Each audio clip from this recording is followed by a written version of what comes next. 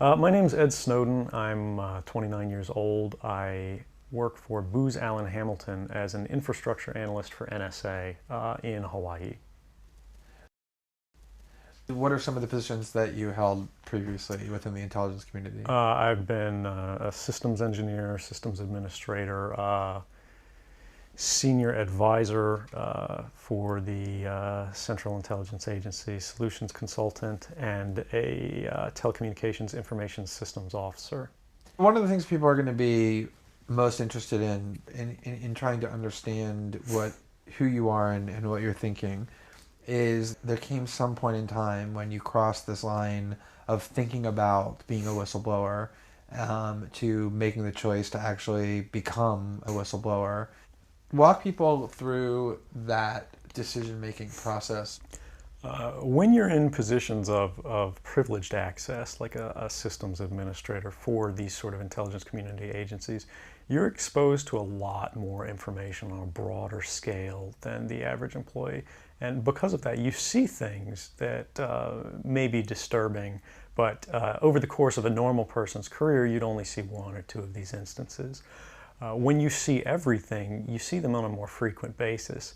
And you recognize that some of these things are actually abuses. And when you talk to people about them, in a place like this where this is the normal state of business, people tend not to take them very seriously and move on from them. But over time, that awareness of wrongdoing sort of builds up, and you feel compelled to talk about it. And the more you talk about it, the more you're ignored, the more you're told it's not a problem, until eventually you realize that these things need to be determined by the public, not by somebody who was simply hired by the government. Talk a little bit about how the American surveillance state actually functions. Does it target the actions of Americans? NSA and the intelligence community in general is focused on getting intelligence wherever it can by any means possible that it believes, on the grounds of sort of a self-certification, that they serve the national interest.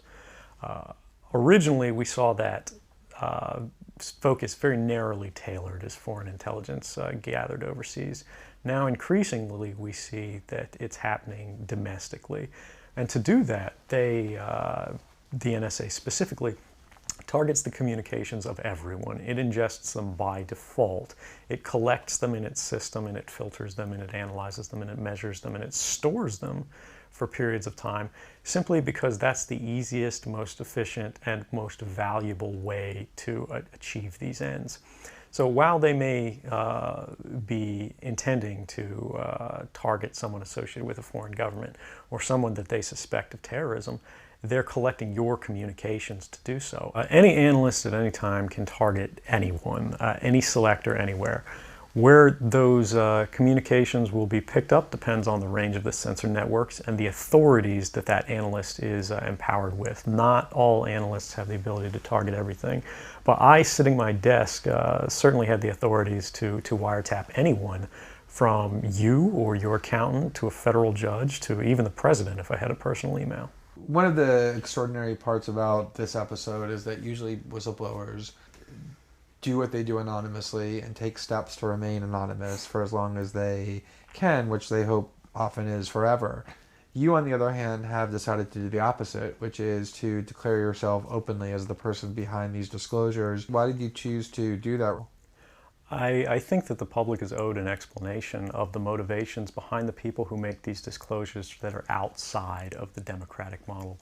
When you are subverting the power of government, that's a fundamentally dangerous thing to democracy. And if you do that in secret consistently, as the government does when it wants to benefit from a secret action that it took, it'll kind of give its officials a mandate to go, hey, tell the press about this thing and that thing, so the public is on our side.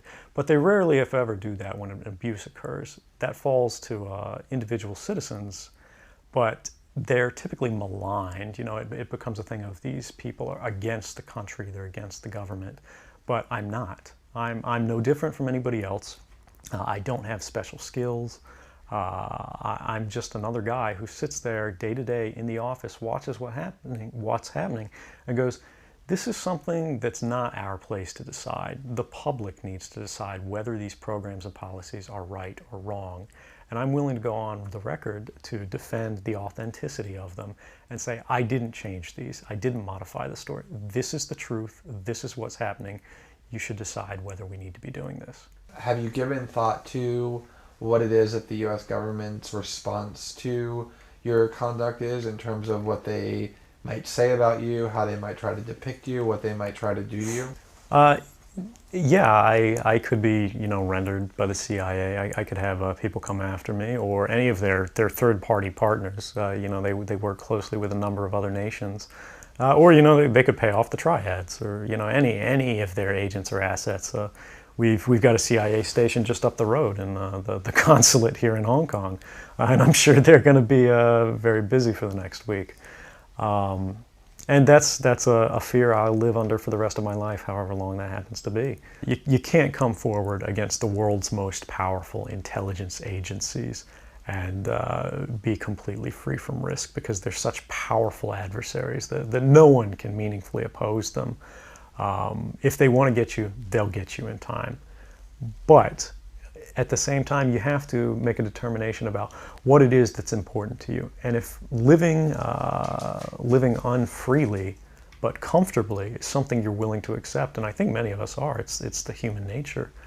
You can get up every day, you can go to work, you can collect your large paycheck for relatively little work against the public interest, and go to sleep at night after watching your shows. But if you realize that that's the world that you helped create, and it's going to get worse with the next generation and the next generation who extend the capabilities of this sort of architecture of oppression, you realize that you might be willing to accept any risk. And it doesn't matter what the outcome is, so long as the public gets to make their own decisions about how that's applied. Why should people care about surveillance? Because even if you're not doing anything wrong, you're being watched and recorded. And the storage capability of these systems increases every year consistently by orders of magnitude, to where it's getting to the point you don't have to have done anything wrong. You simply have to eventually fall under suspicion from somebody, even by a wrong call. And then they can use the system to go back in time and scrutinize every decision you've ever made, every friend you've ever discussed something with, and attack you on that basis to sort of derive suspicion from an innocent life and paint anyone in the context of a wrongdoer. We are currently sitting in a room in Hong Kong, which is where we are because you've traveled here.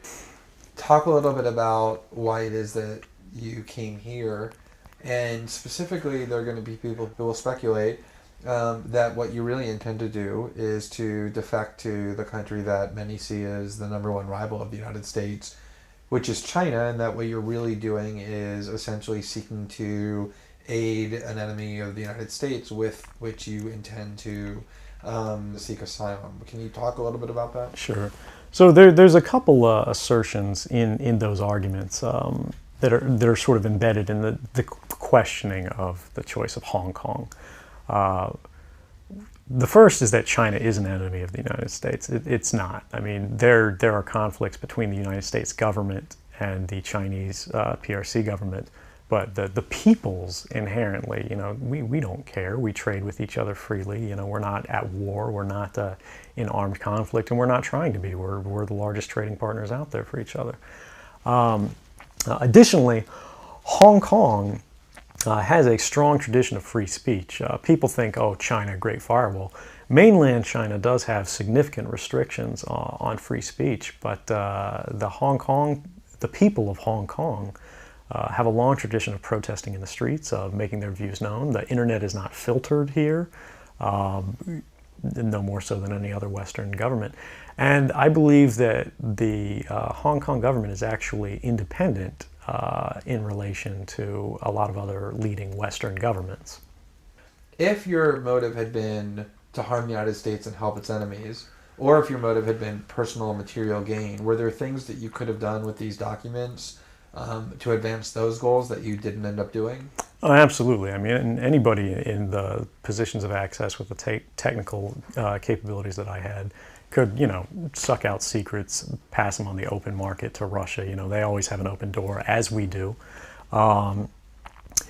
I had access to, you know, the full rosters of everyone working at the NSA, the entire intelligence community, and undercover assets all around the world, the locations of every station we have, what their missions are, and so forth. If I had just wanted to harm the U.S., you know, that you could shut down the surveillance system in an afternoon. But that's not my intention, and I think for anyone making that argument, they need to think, if they were in my position, and you know, you live a privileged life, you're living in Hawaii in paradise and making a ton of money, what would it take to make you leave everything behind? The greatest fear that I have regarding the outcome for America of these disclosures is that nothing will change. People will see in the media all of these disclosures. They'll know the lengths that the government is going to grant themselves powers unilaterally to create greater control over American society and global society. But they won't be willing to take the risks necessarily to stand up and fight to change things, to force their representatives to actually take a stand in their interests. And the months ahead, the years ahead, it's only going to get worse until eventually there will be a time where policies will change, because the only thing that restricts the activities of the surveillance state are policy. Even our agreements with other sovereign governments, we consider that to be a stipulation of policy rather than a stipulation of law. And because of that, a new leader will be elected. They'll flip the switch, say that because of the crisis, because of the dangers that we face in the world, you know, some new and unpredicted threat, we need more authority, we need more power, and there will be nothing the people can do at that point to oppose it, and it'll be turnkey tyranny.